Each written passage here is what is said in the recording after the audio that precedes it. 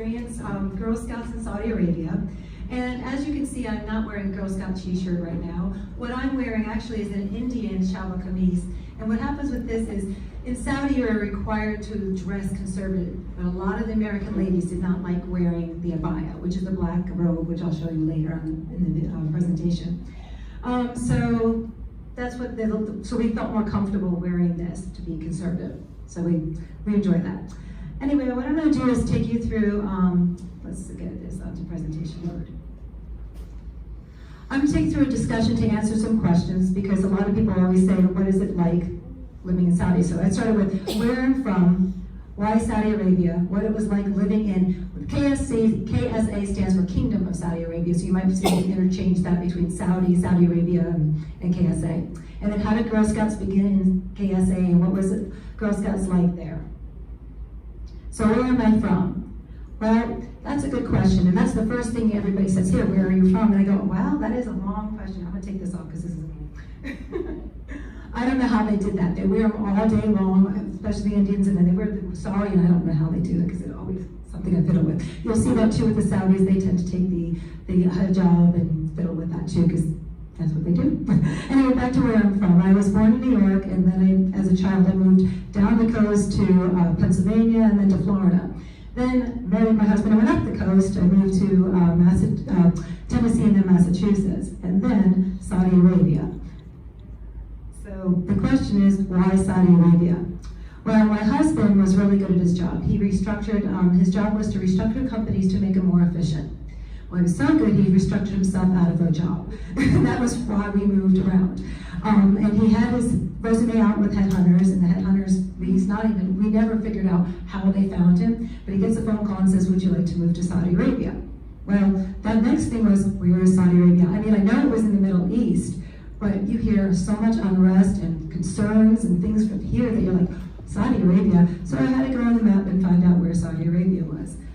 After about a month and a half or so working with the company, we ended up taking our two daughters, a 3-year-old and a 5-year-old, and moved over to Saudi Arabia. People thought we were nuts. But I think I'm really on my notes. So the company that was hired is called Saudi Aramco.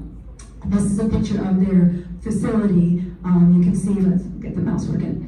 You can see over here, this is the mosque. Everywhere is a mosque, and we'll talk more about that. This is the oil refinery, and then these are the kind of the office buildings where my husband worked, because he was in finance. Aramco was the largest oil producer. It is the world's largest oil producer. And here's a bit of history about the company. In 1951, Aramco found their first offshore oil field in the Middle East. At that time, it was an American-owned company. Then in 1970 and part of 80, they gradually passed to the Saudi Arabia government, which eventually took over and renamed it Saudi Aramco, though people still refer to it as Aramco. Saudi Aramco has 3 different, let's see, I have to put this up and down, sorry about that. I was gonna have a podium and ask for one. So Saudi Aramco has 3 different compounds. One is called Ras Tanur, and that one's right on the water. The next is Abcake, and the third one was called Dhahran. Dhahran is where I live, where our family lived, and it's the largest of the compounds. Most people in the area is called the Eastern region. As you can see, it's over on the east side of Saudi Arabia. Most people know Riyadh. Riyadh is the capital, and that's the one most commonly known. Thank you. Okay, so what was it like living in Saudi Arabia? Well, it's like any gated community in the US, especially a golf course gated community. So you walk in, except for you had people over hundreds of nations represented in one community. Let's see where I'm at, jump ahead. In the Dhahran camp, which is the one we lived in, they had you could accommodate almost 50,000 residents. The difference is every entrance to the compound had a security gate, and in the security gate was a security guard with a machine gun. We really didn't have too much concern there. There was a couple of times we were warned, and you would know when something's happening either in Saudi or around Saudi, because they would have the machine guns up and ready to be. Actually, they had like a little gate that they hid behind, but you would know when there's something that happened, and you just have more protected, more security guards there. And plus, part of that too, when we were there, we didn't have a wall all the way around the community, and after some unrest, and they started putting a wall around it. But besides that, we felt safe, especially on the compound. The housing was offered by the company, so everything was done through the company. And the house, yes? I'll make sure it's correct. There is it's almost like a double mic.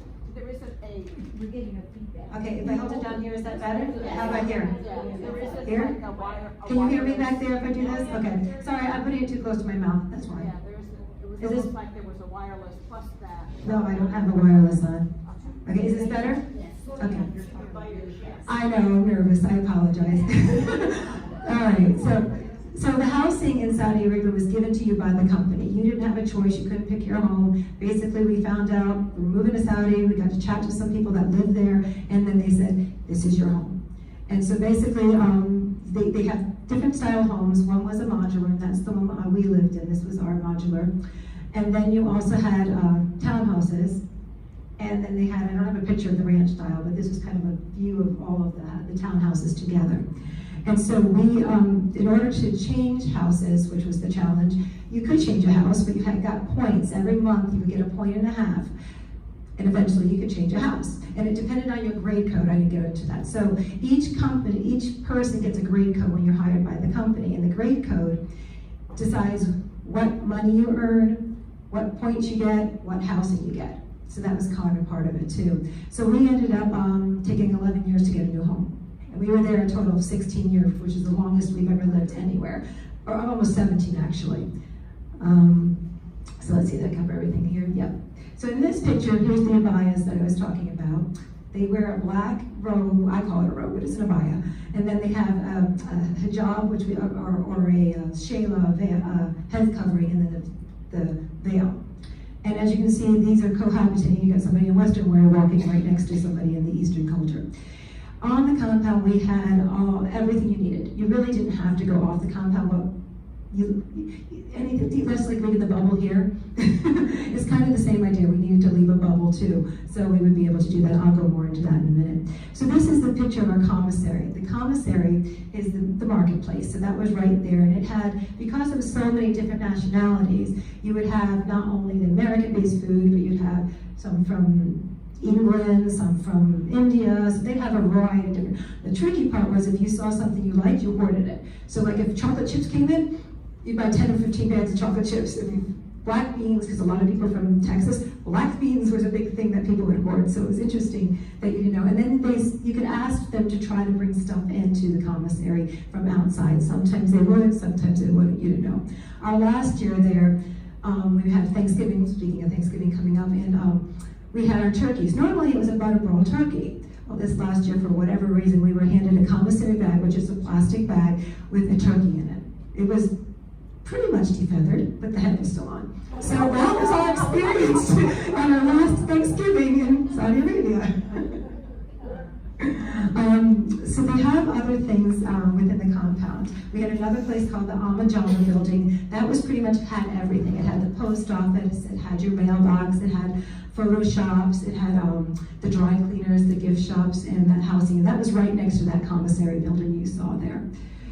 The compound also had a golf course. Not like the villages, it was a golf course. And it started out as an oil-based golf course. It was slicked oiled and it was brown. And then eventually they changed it over to a 18-hole green golf course. They have parks and recreation areas. And as you can see, we did cohabitate. There were Saudis that lived on the compound along with other nationalities. And they also had a swimming pool, and with this, they had 2 swimming pools on the Dalron compound, but every compound, Abcake, Rastanur, they all had swimming pools. And they all had fitness areas, and they all had a theater, and they all had a library, and they all had, let's see, restaurants.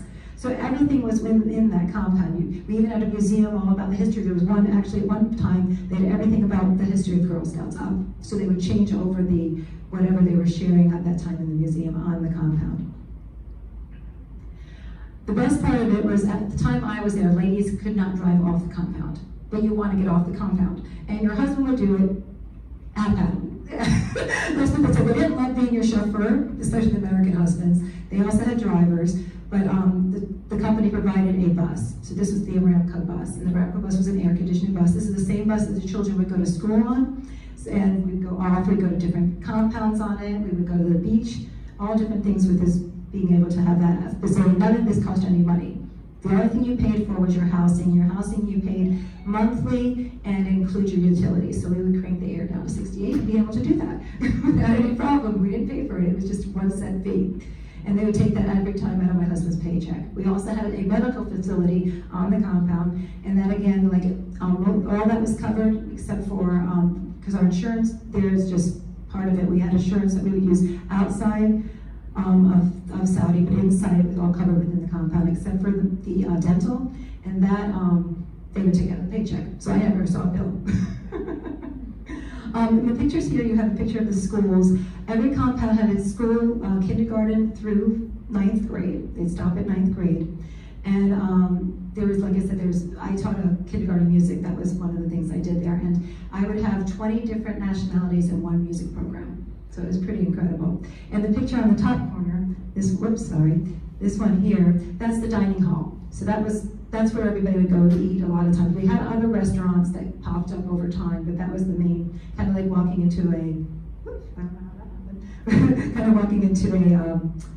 a mesh hall, I guess is how to describe it. They had a lot of different nice foods, and it was definitely more upscale than a mesh hall. What you're seeing here is every compound, everywhere in Saudi are mosques, and those with call of prayer. Now the call of prayer happens 5 times. They have let me make sure I get this right. They have a sunrise prayer, a noon prayer, an afternoon prayer, a sunset prayer, and a night prayer. And these sound like this. I wanted to give you a chance to see what they sound like, so I went ahead and I wanted to grab so you can hear it. This is the call of prayer.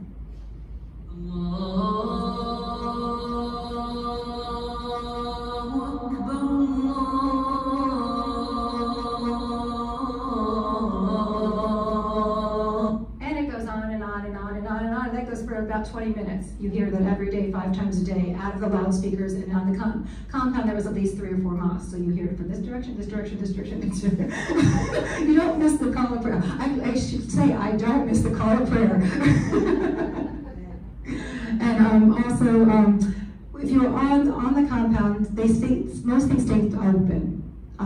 Some of the things closed, some of the stores that were more religious, but the rest of the stuff would stay open, so I could go in the commissary. But off compound, when you were out there, you had a choice. You either could stay in and be locked in, literally locked in a store, or they might kick you out and you have to sit for 20 to 30 minutes waiting for the store to open back up. So shopping was very limited because as I mentioned, the prayer, they stop. So at 11, we would have a window of opportunity of 9 a.m. to 11 a.m. to try to run through the marketplace to try to get what you wanted. So it was always in a rush. I don't think I ever enjoyed shopping in Saudi Arabia off the compound for sure. And then the Saudis, they should show up. I mean, that is you would see people just sitting around. They're supposed to go pray, and mostly men go, but in the mosque itself, there's a ladies section, which is usually the top, and then the lower part is for the men, and then they're bowing down to the towards Mecca, which is the high holy city. Again, here's a picture of the bus that takes you around the campus, and I'm going to get a chance to see where I'm at. Okay. Other things in Saudi that was kind of unique to it was date palm trees, and you would literally see these men going up to the top of the date palm tree and throwing down the dates. You have camels, of course. And then, and you'd see those, not on the compound, but as we were driving.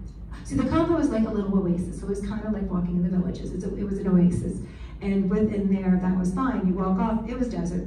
It was desert everywhere else, pretty much. Even some of the cities around it were dirty and not very nice. And I didn't get into much about bathrooms, but it's an Eastern toilet. And if you've ever experienced an Eastern toilet, that's why you see them mostly in dresses, because then you squat over a hole in the ground with a little bit of porcelain around it. And then you take a scoop and you pour it in most of the time. That's how you use the restroom. They had a few Western toilets, and we all ran for those, but the Saudi ladies never knew how to use a Western toilet. Basically, they would stand on top of so can you imagine going on top of a toilet seat and squatting down? So there were a lot of broken toilet seats, and they used to say, please do not stand on the toilet seat, and it was just, so they used Eastern, I tried to find Western when I could. And then we have a picture of, this is called a souk. So these are dates at the date palm, and they're delicious. Now that I think about it, I should have brought dates with me, I forgot, but anyway. So there are different kinds of souks. Souks are stores, they're usually outdoor markets. And in the souks, what they have is like if you're walking down a street, they're all gonna be of the same merchandise. So gold souks, you've got the sewing souks or the craft souks, and then you have all these different souks. So you'll know which street to go on. And that helped when I was rushing around to try to shop for what I was looking for off compound. And you'll hear me interchange compound and camp because that's what I call it. I still call the villages compound. The other day, I want my compound. All right, so now we're going to get a chance to get to that. So that's the history of how we got to Saudi a little bit, because this is what I'm sharing with you, all those Girl Scouts experienced. And so that's why I wanted to get into that before I started. So this is how the girls, yep. Mm-hmm. Let's ask questions. Okay, does anybody have any questions about living over Saudi Arabia? Yes?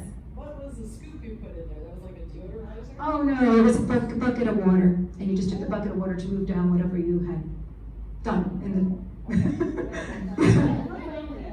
They speak Arabic, and I learned very little because, like I had said, the compound was American-based, and I worked in the school, and the school was an American curriculum, which honestly made no sense at all because most of those kids were not going to go back to American school. But because we used quarters and nickels and dimes, well, they use halalas, but they are the same increments, 5, 10, 15. So it worked out okay, but it just never made sense to me. Yes? What years were you there?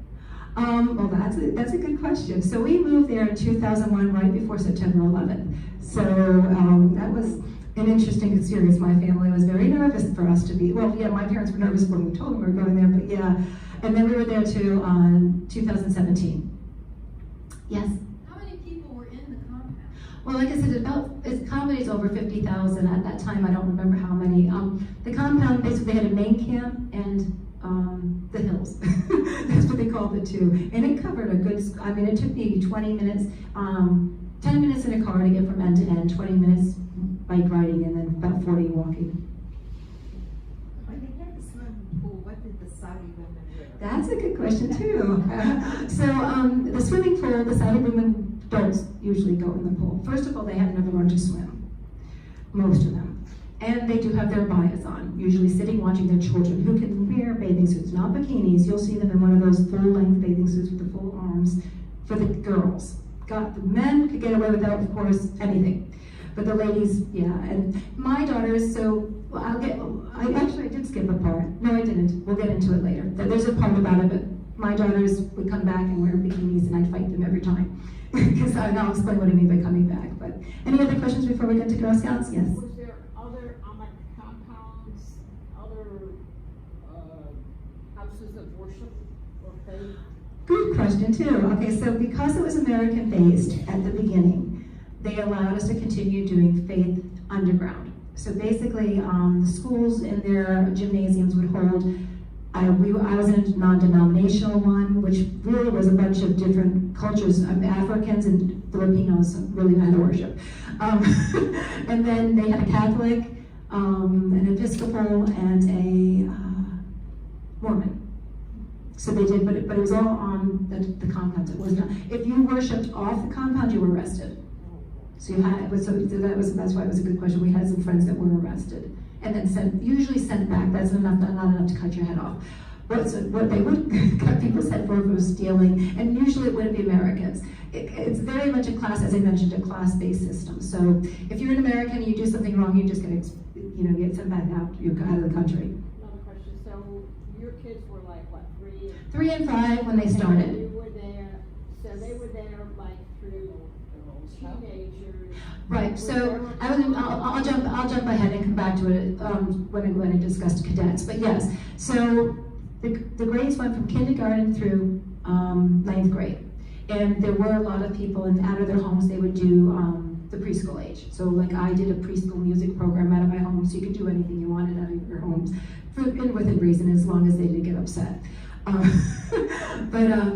Then you have a choice at 9th grade, 10th grade, they would go off to either the Dahran Academy was really the only option, which was off the compound, so that was already nerve-wracking. You don't want your kid every day going off the compound on a bus, to the U.S. Embassy, which is pretty much Target, and that's where the Dahran Academy was. And then of course it was mostly, Saudis could go there too, so it was a little really Saudis weren't opposed to, I guess I shouldn't say Saudis, Muslims, not Saudis, Muslims could go there too. And what the tricky part was, Saudis could not go to the school system after kindergarten, so if they lived on the compound or were Aramco employee's child, they could not go after kindergarten because boys and girls can't go to school together. They had separate schools for boys and separate schools for girls. So the rest would have to be expat kids that were in the schools after kindergarten. So my daughters went off to boarding school, so that's the other option. So I was not keen on Dahan Academy, and neither were the kids. And so we sent our kids to boarding school in New Jersey, but they could go on anywhere in the world. There were people sent them to Switzerland, to England, but we wanted to get them acclimated back to the U.S. because third culture kid, and so they need to get used to being back in their culture if that's where they're going. And so, yeah. That really didn't change. I had a neighbor, so I'm trying to think this was whatever, 20, 30 years ago or whatever, and they were in Saudi for, I don't know, probably a few years, and she said that she had to put her 14-year-old in a boarding school Yeah, in the country. Mhm. She could bring the younger one, but she couldn't bring the 14-year-old. They started doing that in this company too because they didn't want to have more than 2 kids supposedly in here. So there was a person who had 5 kids and that was supposed to come in. That changed over time because of the cost of living and things that adjusted. The company adjusted. They used to take any amount number of kids, but yeah. So my daughter, yes, my first daughter was 15. She went through the whole school system. She was kindergarten through 9th grade. They did a graduation. And then my younger daughter couldn't wait to get out. There's a thing about reaching an age where teenagers and dads don't get along. That was mainly the big reason, but part of it was she was ready to get out of Saudi Arabia. So she went to the same school as her sister, so there was some comfort, but she was 14. Yeah, so, and that was, if you ask my kids, was it good, was it bad? I didn't want to do that. We moved there, like I said, they were 3 and 5, so and I knew about boarding school saying, I don't have to worry about that. We're gonna be out of there in 10 years. Then it was 2, then it was 5, then it was 10. As you can tell, I stayed till 17, and if we didn't get kicked out, but if the company didn't rearrange or restructure, we would have still been there, I think, till 50. That was our goal, because at 50, you get medical for life. So that was a big thing, but it didn't work out for us. So that was one of the things. Were you ever frightened? There was 2 big incidents that probably were the time that we were frightened. We got there before the, 9/11 was one of them, but before that I'm trying to think of, what was the thing that happened in why am I going blank? Anyway, a Scud missile hit directly into the compound, but it happened before it was there. They actually had people had to wear gas masks and they left the country in a little bit of a rush, but we didn't experience that, but our friends did. They actually named a kid, what did you say it was? Yeah, one of the kids was named Scud because they thought it was funny after they we said it at the time. So anyway, but yeah, so there was an incident, a compound near us called Oasis Compound, which later I'll show you a picture. They had an ice skating rink, which was pretty cool there. They had an incident where they were going door to door knocking, and if you weren't Muslim, they were dragging you out. So we left the country at that time, my daughters and I. My husband stayed, and the guys stayed back digging bunkers out and drinking and whatever they were doing. But that was probably a 2-3 month period, and then we were back to normal, and whatever normal is in Saudi. And then the only other time is sometimes you'll hear something that the oil refinery has been attacked. That's when they would be careful about what we did. All right, any other questions for that? And I have questions at the end too, so if something comes up you didn't ask, you can ask me at the end as well. So, how did Girl Scouts begin in Saudi Arabia? Well, in 1925, the Girl Scouts overseas, sorry, I'm putting this back too close, which they call GSO, that's what you hear it as, has supported Girl Scout troops outside the United States. In 1947, the Girl Scouts troops were organized in Saudi Arabia for the girls of the employees that worked for Saudi Aramco. It was established 54 years ago. And as I mentioned earlier, it is Saudi Aramco was an American-owned company, so they wanted to make it as comfortable as they could for the Americans coming in and people from other nationalities. Mostly Americans, because like I was mentioning, it's a class system. Saudi, Americans, Brits, Australians, and then it just kept going down. And pretty much Filipinos, Indians were down on the bottom of the list. And that's basically how you got paid and how you got your grade code. Let's see where we're at. So they wanted to offering Girl Scouts to Saudi Arabia was not only empowering to the girls from the U.S., but also the girls of all nationalities, including Saudis. So we did have Saudis that did join in the Girl Scouts. I actually had a Saudi co-leader at one point, and I actually asked I had two Saudi co-leaders at one point. She invited us over for dinner. You get a whole different experience when you go to their homes. But they're lovely people. I mean, they really are. We really enjoyed being co-leader with her. But she, one of the ladies asked, well, why do you cover? I really wanted to know, because she wasn't one that wore the full thing. She just covered their head. For some reason, hair was the biggest thing that had to be covered. Even though you think your body was the hair, it had to be covered. Even though I never covered my hair. I always wore the shayla around my neck, but because I couldn't do it. Basically, I never could get it right. It would fall off every single time. And then they had this one in Israel, in Iran, they have one you push back and it sits flat and you have your head sticking out. It was not comfortable. But anyway, let's see, I lost my place of thought. I'll just go back to this if I... You picked Saudi Arabian co-leaders. Oh yeah, so I asked why did she cover? She said it was her choice. Because a lot of it is the man's choice. A lot of it's the tribe you're in, which are you Sunni, are you Shiite, where do you come from? That makes a difference whether you're covered or not. I mean, everybody covered, but to what degree, how religious. So she said, she used to never cover. And then one day she decided she felt guilty and just started covering. Guilty about what? Not covering. Pretty much not covering. Not conforming, I guess is what she was feeling. But besides that, they loved doing all the activities with us. But so in a country where women are considered second-class citizens, this is a wonderful opportunity for the Girl Scouts to have been there. And what I mean by that is, even the women actually walk 3 steps behind the men. And they kind of just follow them. It's interesting to see. Now, it's not as bad as it was, or backwards, I used to call it, as it was, but it was, they started to get to work, but like as a cashier at a store somewhere. But some did go off to school, so I can't say that. There are some that are doctors, there were some, but the ones that were Bedouins, which is the people that started out living in the desert, those are the ones that they're trying to now give a chance to become more than just second-class citizens. So they also, after I left Saudi, probably, let's see, I left in November, the following June or July, they started letting ladies drive. And I was grateful I left because, to be honest, the bus was a lot better than trying to drive in Saudi Arabia. You've got all these different nationalities trying to drive. You've got Indians that go too slow, too fast, they step on their brake. You've got the Saudis that the lines in the roads are just optional. They don't mean anything. and an accident in Saudi, because they don't even have kids in car seats, is fatal. There's just, it's horrible to see. You'll see pieces everywhere. It's just terrible to see. And they were the highest accidents rates in the world. So, all right, so going back to Girl Scouts, there we go. So during my time, let's see, oh yeah, I have so many more stories like I would share, but I wanted to get into Girl Scouts too long. So if you have questions at the end, we can do that. So just like in the US, they have the Daisies, and this is my troop, and we, as you can see, we dressed into Saudi attire several times during the time we were there, because it's fun. Because half of them were, I guess, Middle Eastern, and half of them were American or another nationality. And then you have the Brownies. My daughters, okay.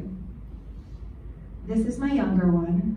Let's see. I'll have to show my older. I think this is because I was doing my younger troop. I can find more pictures. I'll show you my older one later, but this is my younger daughter.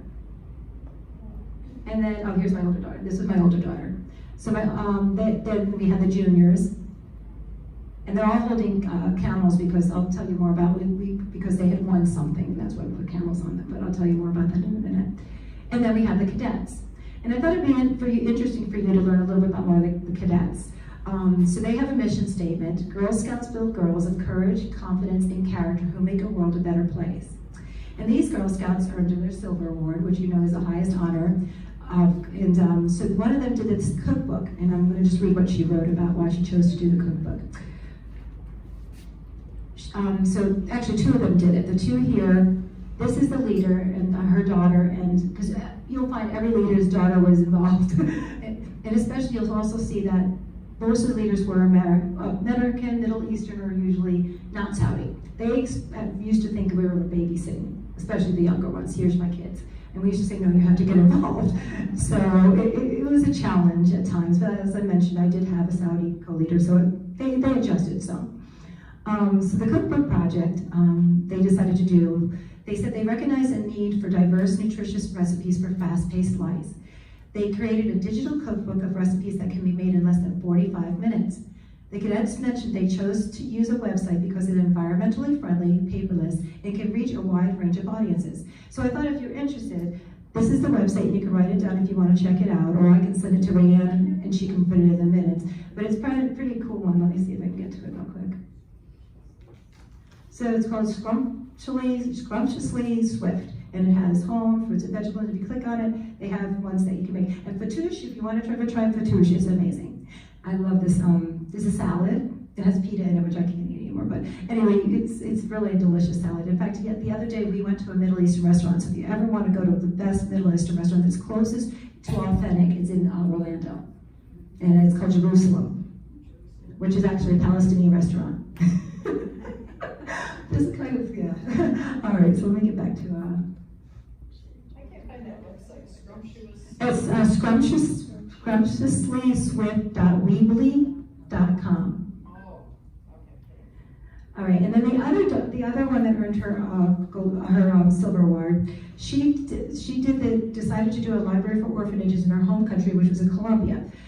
At the beginning, there were more. It went through cycles, as you saw the different nationalities go through Saudi. At the beginning, we had more Americans, then more Brits, and then it became, when we left, it was a lot more South American that we found that moved in here, and that's what most of these girls here are. And she decided to, collected books from the donors, and then sent some books back from Tehran, and selling other books to buy new books, shelves, tables, and chairs for the orphanage to have its own library. The cadet said, I believe that education is the only way these orphans, who are at disadvantage, can choose their future to hopefully better it. The next part I'm going to go into is we did calendar sales instead of cookie sales. And I thought it would be better for you to hear it from a girl. So this is my daughter, this is the younger daughter, and she's going to share with you why we did cookie sales. It was a pretty normal childhood, as I could still be involved in multiple sports, sing in the choir, play in band, and be involved with Girl Scouts. Although there were some differences, like with Girl Scouts for instance, we were unable to sell the beloved Girl Scout cookies that so many of you have come to love because the Girl Scout cookies contain pork fat, and pork is illegal in Saudi Arabia. So instead we sold calendars. I personally prefer the cookies. But generally, overall, things were normal. It was a pretty normal childhood, and be involved. Okay, so this presentation, why I pulled this out is, and you can tell she's practicing. She was practicing for a public speaking class in her graduate program. But I thought it fits so perfectly, I had to put it in. Sure. All right. So the calendar sales, so we would take turns as leaders creating the calendar. And my daughter was funny about it because she told me the other day, Mom, why did we do calendar sales? Why did we put our pictures in it? That's kind of creepy, because we would have each Girl Scout troop, and these were sold to everyone. And she's like, yeah, that was creepy, but we did do it. Then we changed it over, so after a period of time, we no longer had Girl Scout troop pictures, and they're just names, but we would do different themes. And one year it was all of the history that we took from the pictures of that one museum I've mentioned before. And I had an opportunity to do that. And it was definitely a whole community activity. So we would sell them in front of the commissary. We would go door to door with our groups. And it was a good experience. And this is the CEO, at the time, the CEO of Aramco. So we would always give him one every year, the calendar. Then our troop decided to do a fundraiser. This is before their cookbook that they did digital, and we just decided to do it for fun. So we decided to take food, and I was really looking for this, but my box is upstairs. I could not find my abaya. I gave up after a while. But the cookbook we put together had recipes. Each one had to provide about 5 recipes with whatever they wanted of food that they enjoyed or food from their country. And then we put it together and we sold it. And again, the community got very much involved and we enjoyed it. We tried, as you can see, we tried some of them ourselves. So here are some of the activities that we did as a troop. And this is I was my younger daughter's troop leader more than I was my older daughters for a very short time. That's why you're seeing more of my younger daughters, because it was easier to find hers. but I do have a couple of my older daughters. So this is jebbles is the rock formations that you can climb. And we had all of the jebbles on our compound. We would have, so it was kind of in the middle. So the golf course was here, and then you had these jebbles that we could climb all over the place. And the jebbles out off of Saudi was where the camels roamed and the Bedouins and all that. So it's kind of a mini example of it inside the compound. So we cleaned it up. As you can see, we got a lot of stuff because they don't care. That was one of the biggest things about Saudi Arabia, and I actually found in Israel as well when I visited. They just drop things. Because they figured we called them the little guys would pick them up, because we did have people that would pick up, but not out in the jungles. So we felt like that was a project we needed to do. And then I mentioned ice skating before. They had a big ice skating rink on another compound, and we would just go out and on the Aramco bus, usually, or sometimes we could get the dads to drive. And we would go ice skating. My daughter, actually, the younger one that I mentioned, she actually loved ice hockey and got really into ice hockey in Saudi Arabia. She tells people, I go, what? Because that doesn't seem very common of Saudi Arabia. Then, of course, just like we all have fun dressing up. And then this is a lady, her name's Manira, and she has a beautiful home. She was an executive's wife. They were retired, and there was a special part of the campus, the compound, that some of the executives could live. And they had, in her home, she had a museum. So she would invite the kids and anybody else in the women's group, whatever we would have, these self-directed groups, she would invite them to be able to go and see her, invite us to breakfast. And a Saudi lady serving you food is like going to a Jewish lady's home or a big Thanksgiving feast every time. It was incredible how much food, and you had to do what you could to show respect, especially Arabic coffee. And you'd shake your cup or turn it upside down if you didn't want any more, if you wanted more. And that's a very distinct coffee flavor. It's not regular coffee, it's very strong. And eating it with a date really made a difference, because it has cardamom in it too, which is a different flavor altogether. But so it was very nice for her to offer that to the Girl Scouts. This over here is called the Hobby Farm. I had a picture of a horse and I didn't keep it in, but that's where we go horseback riding. The residents of the Ramco could buy a horse and have it stay in a stall there, and then they'd have a horse care out of the hobby farm area. So we would do that with the picture here is of another group that came to visit us from Ath Cake. So we did intermingle with other camps with the other Girl Scout troops. And then this is a picture of World Thinking Day, which I'm going to get into later. And this is a picture of us as we earned our bronze award. So each girl had a special requirement to do to be able to earn their bronze award through the World Thinking Day. This is a picture of our, we did a Girl Scout talent show for the Founders Day in honor of Juliet Lowe. So this is, they each did different things. This one was, I found this one my favorite. They did the hokey pokey in those little outfits where they have their hands up, and they did the hokey pokey. It was very cute. And this one's a Spanish dance, and they just did lots of different things. And the leaders got involved, and of course we would finish with a friendship circle. So it was a great experience for the girls. And then we had some annual events that we did every year.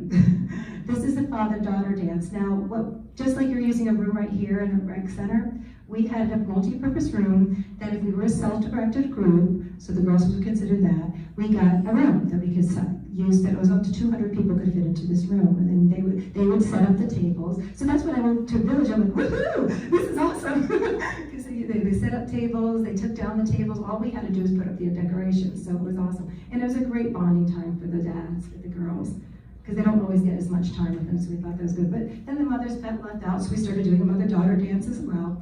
So as this is my older daughter, and this is my younger daughter, and you can tell the ages were not what they are now, but we had a lot of fun. And it was a great way for intermingling with the moms that weren't involved in Girl Scouts to see what we did. This is the World Thinking Day. So World Thinking Day they did every year, and it was different troops led it, but every troop was involved to pick out a country that it really wanted to share about. And so we would pick a country, then we'd have to do an activity. Sometimes it was indoors, sometimes it was outdoors, and we would do different activities. One of the kids' favorite ones was, I don't remember where it was from, but it was trying on, putting as many clothes, like going into a bag and trying on as many clothes as you can, and then running it back, and then the next person taking it off, and the next person had to go put it back on and put it in. So it was pretty fun. And then we had campouts. You can't go without campouts. So we had, this is the fall campout, and the fall campout was out in the jungles. So it was very rough, but the positive thing is, as you can see, it's an amazing tent, isn't it? They set up a tent for every troop like that.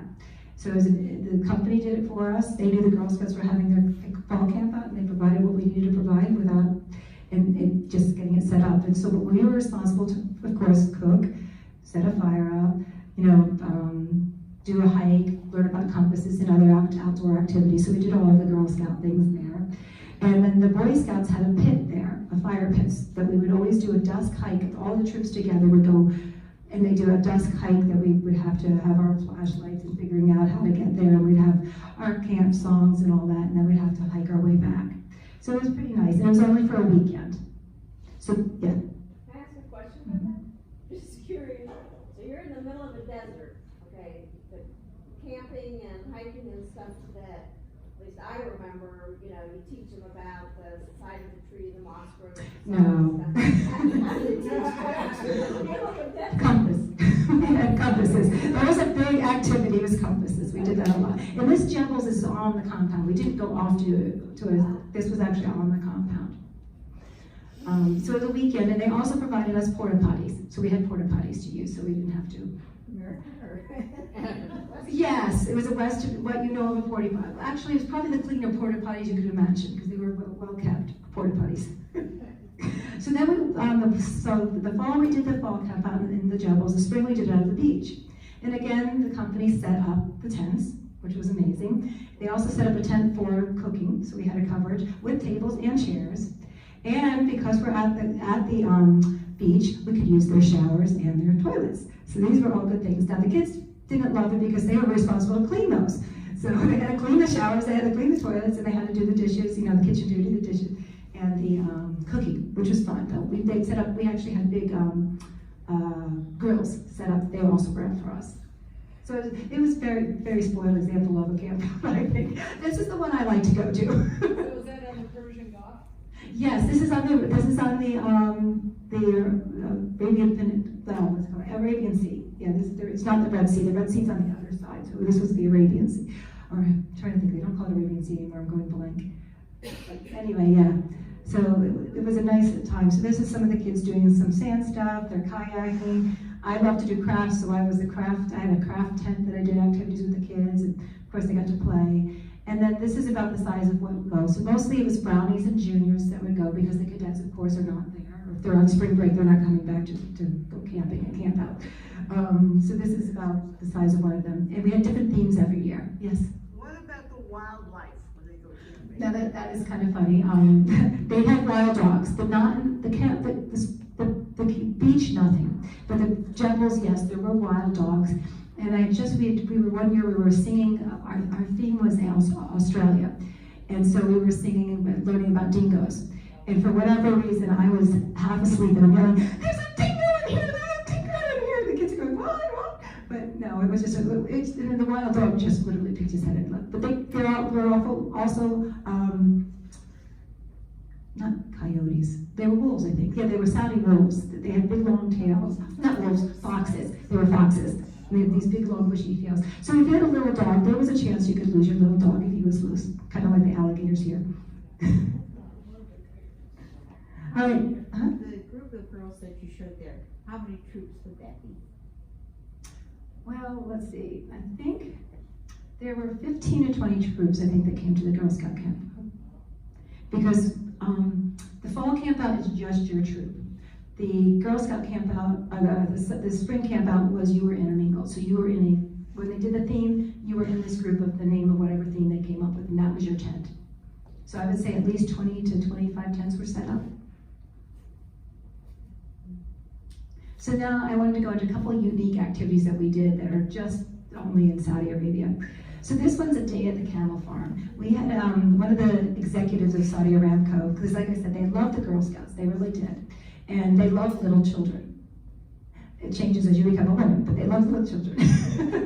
And so you actually have more rights as a child, because when you reach your age of menstruation, you cover. So as soon as you see a daughter, like I taught kindergarten through 5th grade music, and when they came in, and you know they were covered, you knew what happened, and everybody else did too. But anyway, back to the camel farm. So this is a picture of the kids got to play, got to hold falcons, and they also were rode camels. That was pretty much the full day of our experience. We did a little bit of hiking in the Jebels there, or in the desert there.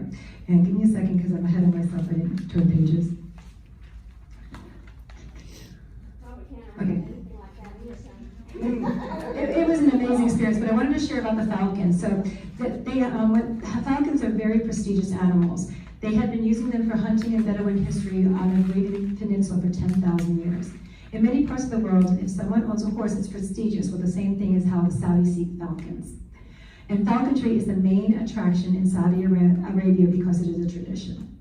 So the camels, though, were a blast, and they make these horrible sounds when they go up and down. It's like a moaning sound. No, you're quieter. But anyway, here's a picture of how they go up. So what they do is they bend down on their forearms to go down so you can get on, and then they push themselves back to get back up. So it's an interesting experience to watch a camel, and they make sounds all the time. One of our experiences, we went to a different camel farm where they were selling the camels. They were picking them up in a crane and putting them in somebody's back of their Jeep. And it was just making the most horrible sounds. But that's how they could transport those animals that, for whatever reason, they were using them. And camels, just a little bit of knowledge about camels. For centuries, camels were a preferred mode of transporting goods and people across the desert because of the harsh landscape. Their milk and meat have been used to sustain locals, and the Saudis say camels are considered a historical symbol. And if you have a baby, the gentleman gives fresh baby camel meat to your neighbor. So we are handed a bag of, here you go. Here's camel meat. What do you do with it? But I figured some things out. It was good, but it was unusual. So instead of you giving a gift, they give you a gift of no, I would say more like medicine, more like dairy. So they milk camels? You get milk from them? I'll show you that in a second, yes, to answer your question. But before we get there, because that's on the next slide, this is a picture of kapsa. It's a rice and meat dish, but if you notice, there's a skull on top. The reason why there's a skull on top, because it's saying, this is the meat I say is on this plate. So it's showing that I'm honorable. I guess it's really how they're looking at it. And as you see, this is my husband. And you don't usually use utensils, you use your hand. And you usually get the Arabic bread and you grab everything with the Arabic bread and then you ball it in your hand and then you eat it. I can never get into that. I need to have my utensils. But I tried a few times. I didn't have to do it most of the time. Huh? The women don't. Oh, the men do. Oh yeah, then the women have to clean them. Actually, it's not the women. Almost every woman has some kind of houseboy, housemaid, a nanny, somebody takes care of the kids. They don't do most of that. If they're in the executive, there are Bedouins and those that do stuff out in the desert, but those are the ones that in the Ramco would be nanny taking care of the kids and they would just kind of do their thing, mostly shopping. So what kind of animal is that? So that's a lamb. That's a lamb? Yeah, that's a lamb head. Okay. Yeah. What's this called represent? Kapsa. Kapsa is the name of the meal. It's a rice and meat dish that has a real amazing flavor. It's called kapsa. And they put the skull on it because? To prove to be honorable. This, I say it's lamb, it's lamb. No bait and switch. Yeah, no bait, exactly, no bait and switch. And so you see the gentleman here, ladies would sit with ladies and men would sit with men, and there was no intermingling unless you were of the same family. And if you weren't intermingling, you would be totally covered as a woman. Because I went to a Saudi wedding, which was pretty much not a Saudi wedding. The woman was there, the man was in another room, and if the man was coming through, which he did once, the women ran and covered themselves with their abayas. And only the people that were part of the family were not covered. So milk cam, yes. This is a rare thing you get to do. We got to go to the camel farm. I don't think many people can say that they milked a camel in Saudi Arabia. It's very simple, very much, if you've ever milked a cow, it's a lot harder because it's a lot harder, literally, and a lot bigger. But as you see, the milk then goes into this bowl, and it is not pasteurized, it doesn't go through anything, and then you take this bowl and you pass it among everybody, and everybody drinks out of it. And if you don't, you're not showing respect to the host. So I doubt this happened during COVID. I would hope not. but anyway, so this is my daughters here doing it. Not all the girls got this opportunity. Only the girls that were with the Girl Scout leaders got to be able to milk the camel. It looks good. It doesn't. Exactly. Oh, it is. Well, that's the foam on top. Oh, it's Yeah, it's like a foamy thing on top. And it's very warm because it just came out of the teat. So one of the things that Saudi men like to do is they like to dance, and like I said, men. The women will dance with the men in another place, the men will dance together, and so they basically did a social dance for us while we sat there. And of course there was kids. They were able to let us, and because we're American, they let us all kind of take pictures together. So we took a picture with all of them. And this is, it was, even though it was a man's home or a man bed, he invited his friends and neighbors, and whoever wanted to come, they came and joined us. And I think a lot of them were Aramco executives that came and joined in for the day. So we were always highlighted somewhere.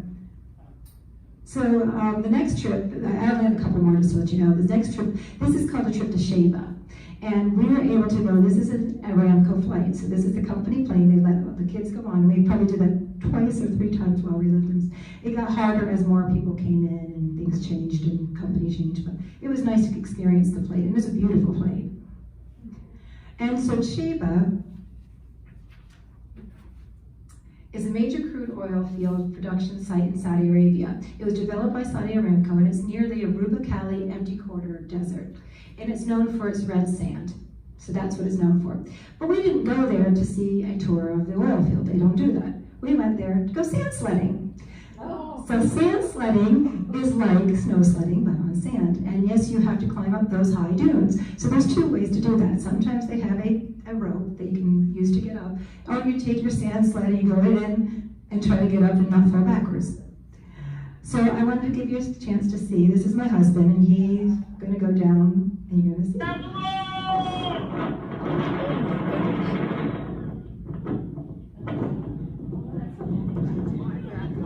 That's what I'm going to do. Sheba. I'm sorry. The other thing there that they did, which I couldn't get a good picture of, is that they do quadding, which is riding on an ATV kind of all over the dunes. And my daughter, but they only put you on based on your age. And my older daughter was tall, but she wasn't the age, so they put her on the wrong side. She flipped it and chipped her tooth, and we've had to deal with that since. So they don't always do things that make logic. Logic was not something that they were known for. But we had a good time. The other thing they did was a forerunner. So you'd ride around in your forerunner in the dunes, just going over all the, yeah, not safe. Was the sand really hot when you were trying to climb up?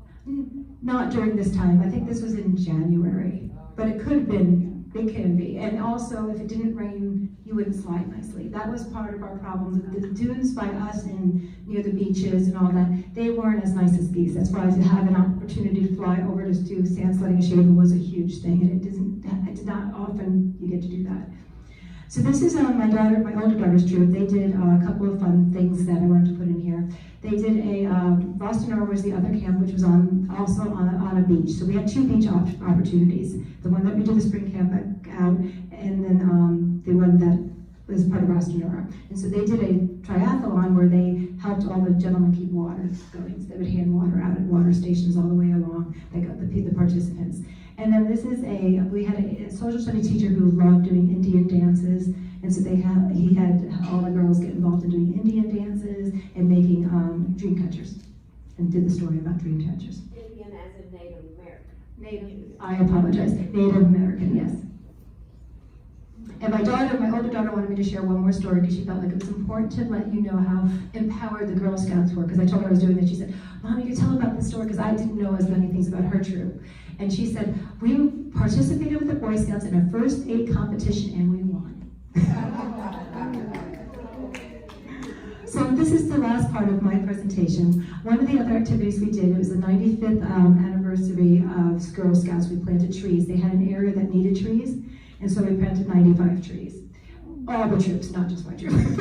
And then this is a picture of, we love to dress up in our the Saudi attire, the traditional wear. That bias wasn't the only thing they wore. They had mostly like this type of thing on, so this one has pants to go with it, and it's a huge pair of pants that you just pull a string and fits any size.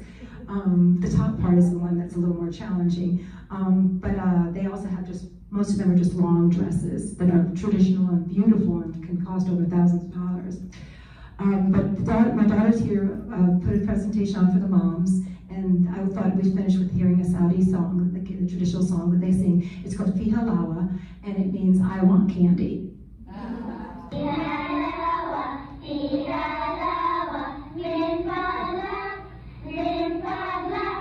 لما في هلاوة